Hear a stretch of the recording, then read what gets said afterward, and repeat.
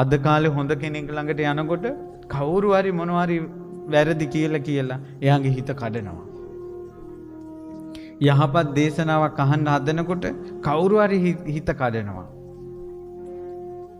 කටින පින්කමක් කරපු කෙනෙකුට අන්නේ බාධා වෙන්නේ සිඳින්න බැරි කර්ම සකස් වෙන නිසා. ඊළඟ තමයි උපන්නා වූ සීලය යම්කිසි හේතුවක් නිසා ඡේදනය වෙනවා. කුසලයෙන් වැටෙනවා. සමාධියක් ඉපදුනොත් ඒ හැටි තියෙන්නේ වැටෙනවා. හොඳ දේවල් එක දිගට දිනු කරගෙන යන්න බෑ වැටෙනවා. ඒ කියන්නේ යාගේ කුසලයේ සිඳුණා.